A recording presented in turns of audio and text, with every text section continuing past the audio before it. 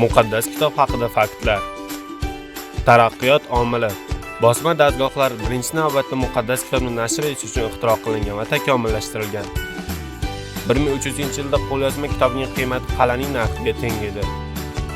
1500-yilda chop etilgan nashrlar qovak otlar arabasi narxiga teng edi. 1700-yilga kelib esa bir to'rt yaxshi poyabzal narxiga teng bo'ldi. Va nihoyat 1900-yilga kelib muqaddas kitobning narxi bir necha 10 dona tuxum narxiga teng bo'ldi va muqaddas kitobni hamma o'qish imkoniyatiga ega bo'ldi. Tarjimalar. 2016-yilga kelib jami muqaddas kitobdagi alohida kitoblar 3223 tilga tarjima qilingan. Butun muqaddas kitob eski va yangi ahd to'liq tarzda faqat 636 tilda. Ular orasida o'zbek tili ham bor. Boblar va oyatlar.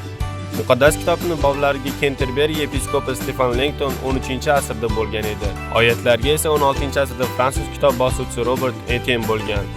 Shundan so'ng muqaddas kitob zamonaviy ko'rinishga ega bo'ldi va iqtibos keltirish quvayligi paydo bo'ldi. Kitob, bob, oyat. Hayratlanarli aniq kitob. 1947-yil Qumroq g'orlarida 1-asrga oid muqaddas kitob qo'lyozmalari topildi. 10-asrga oid muqaddas kitob bilan solishtirganda olimlar shuni aniqladilarki, 1000 yil davomida muqaddas kitob hech qanday uning mazmuniga ta'sir qiladigan jiddiy o'zgarishga uchramagan. Boshqa ko'plab asarlar esa vaqt o'tishi bilan ko'chirilganda sezilarli darajada o'zgargan. O'qish vaqti. Eski ahdni o'qib tugatish uchun kamida 38 soat va yangi ahdni o'qish uchun 11 soat kerak bo'ladi. Ya'ni butun muqaddas kitobni o'qib tugatish uchun kamida 49 soat vaqt kerak bo'ladi, agar inson charchamasa. Eng kichik muqaddas kitob. Eng kichik muqaddas kitob yangi ahd 19-asr oxirida fotomexanik kichraytirish usuli yordamida chop etilgan.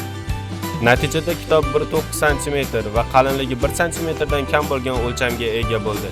20 gram dunyodagi eng kichik muqaddas kitobning og'irligi va u 878 sahifadan iborat. U Armanistonning Yerevan shahridagi Matenadaran kutubxonasida saqlanadi. Eng qimmatbaho muqaddas kitob. Eng qimmatbaho muqaddas kitob nemis dastlabki matbaasi Logan Gutenbergning muqaddas kitobi hisoblanadi.